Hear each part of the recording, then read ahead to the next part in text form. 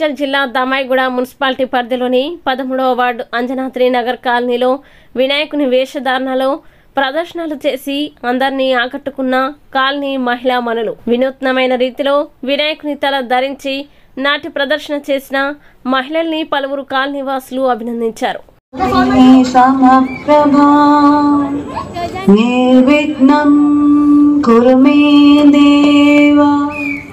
సర్వకార్యేషు సర్వదా. ఏ మానవా, ఎలా ఉన్నావు? ఎవరు? ఈ వాయిస్ ఎక్కడి నుంచి వచ్చింది? ఓ దమ్మాయిగూడ అనిత, నేను నీతోనే మాట్లాడుతున్నాను. మీరు మనిషా? క్షమించండి గురు, నేను విగ్రహం అనుకున్నాను కాబట్టి నేను నమస్కరించాను. ఏదైనా చెప్పండి గురు, ఈరోజు మీ గెటప్ చాలా బాగుంది. నీ మొబైల్లో వాల్ పేపర్గా కనిపిస్తే కానీ నమ్మేటట్టు లేవుగా. నిజంగా నేను నీ వినాయకుణ్ణి. అవునా? మీరు దేవుడా? ఊరుకోండి, మరి కామెడీ చేసేస్తున్నారు. జోకు చెయ్యొద్దు. అరే, నువ్వు 7వ తరగతి చదువుతున్నప్పుడు నీకు లెక్కల్లో 9 మార్కులు వచ్చాయి. దానిని నువ్వు 90 చేయలేదు. ఈ విషయం ఎవరికైనా తెలుసా? ఈ విషయము నా గణపతికి తప్పించి ఇంకెవరికి చెప్పలేదే. నేను మనిషిని కాదు అని చెప్పాలనుకుంటున్నాను. నేను నిజంగా నీ వినాయకుడిని. ఓ గణేష, గణేష నన్ను క్షమించు గణేష, ఈ నేరస్తుడిని క్షమించు గణేష. చాలు ఆపు, నీకు తెలుగే సరిగ్గా రాదు, ఇక సంస్కృతమా? కాదు గణేష, ఈ సంవత్సరము నీ బర్త్డేను గ్రాండ్గా సెలబ్రేట్ చేద్దాం అనుకున్నాను. కానీ ఈ వైరలు, ఈ జ్వరాలు, దగ్గుతోని ఏడ్చావులే. నీ సెలబ్రేషన్స్ నాకు తెలివేంటి? చందా పేరు చెప్పి దందా చేస్తారు. పోనీ ఆ డబ్బుల్లో ఏదైనా మంచి పని కోసం ఉపయోగిస్తారంటే అది లేదు. పైగా నా విగ్రహాన్ని కొనడానికి పెళ్లి సంబంధాల్లో పిల్లని చూడడానికి వెళ్ళినట్టు పలోమని 10 మంది వెళ్తారు. అందులో ఒకడికి ఆ బొమ్మ నచ్చిందని, ఇంకొకడికి ఈ బొమ్మ నచ్చిందని. నా కర్మ ఏమిటంటే అక్కడ ఉన్నవన్నీ నా బొమ్మలే. ఆ బొమ్మ 10 మందికి నచ్చాక అమ్మేటోడు అలుసుగా తీసుకొని ఏ 10,000 15,000 అని బాంబు పేలుస్తాడు.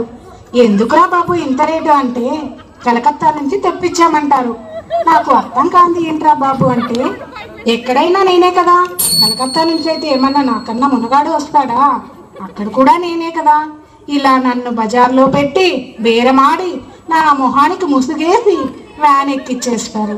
డ్రైవర్ ఒకడు నేనున్నానని కూడా చూడకుండా ఏదో ఆలోచించుకుంటూ డ్రైవ్ చేస్తాడు. ఈ గతుకుల్లో గబీ గుబిమని దించేసి నా కాలో చెయ్యో విరగొట్టేస్తాడు. ఈ విషయం చందాలిచ్చిన చిన్నోళ్లకు తెలిస్తే మళ్ళీ విరిగిపోయిన బొమ్మ పెట్టకూడదని ఏ గమ్మో రాసి కవర్ చేసేస్తాడు. సర్లే, జరిగిందేదో జరిగిందని నా భక్తులే కదా కూల్ బ్రో అని చిల్ అయ్యేలోపు నన్ను బందీలో పెట్టి ముసుగు తీసి నాకన్నా పొడుగున్న సౌండ్ బాక్సులు 2 నా చెవుల పక్కన పెట్టి డీజే గణేష్ బ్రో అని చెప్పి నా పాటల్ని కూనీ చేస్తారు. సర్లే, పిల్లలు కదా, ఇప్పుడు కాకపోతే ఎప్పుడు ఎంజాయ్ చేస్తారు. కాసేపట్లో పూజ స్టార్ట్ చేస్తారని వెయిట్ చేస్తున్నాను. అది కాదు, ఆ 5 రూపాయల వ్రతకల్పన బుక్కు చూస్తే ఎక్కడ లేని కోపం వస్తుంది.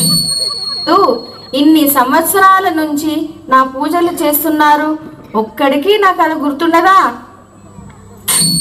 పోనీ ఆ బుక్కులో చూసిందన్నా తిన్నగా చదువుతారా అంటే అదీ లేదు. ఇంకా ఆ తరువాత 9 రాత్రుల పాటు నాకు ఎన్ని సినిమాలు చూపించాలో అన్ని సినిమాలు చూపిస్తారు. ఇవన్నీ చూస్తూ 9 రాత్రులు గడిపాక సరేలే సాయంత్రం కదిలిస్తారులే అని కాలు మీద కాలు వేసుకొని కూర్చుంటే అప్పుడు మొదలవుతుంది చూడు నా నిమజ్జనం వ్యాన్ ముందు రకరకాల డ్యాన్సులు, తీన్మార్లు, డీజేలు అని చేస్తారు. అంటే నాకు అర్థం కాదు, 9 రోజులు వాళ్ళతో కలిసి ఉన్నానని నన్ను కూడా వాళ్ళ ఫ్రెండ్గా ట్రీట్ చేస్తారేంటి? అబ్బబ్బబ్బా, ఇక మునిగేంత వరకు మనశ్శాంతి ఉండదురా బాబు నాకి. అది కాదు గణేష, ఇంత హడావిడి చేయకపోతే మరి నీ గొప్పతనం అందరికీ ఎలా తెలుస్తుంది? చూడండి భక్తుల్లారా, పిడికిడంత పసుపు ముద్దలో నేనున్నానని భావించి మనస్ఫూర్తిగా దండం పెట్టుకుంటే చాలు. ప్రతి సంవత్సరం పెరగాల్సింది నా విగ్రహం యొక్క పొడవు కాదు, మానవుని యొక్క బుద్ధి. నన్ను నమ్మి ముందడుగు వెయ్యి. జై బోలో గణేష్ మహారాజ్ కి.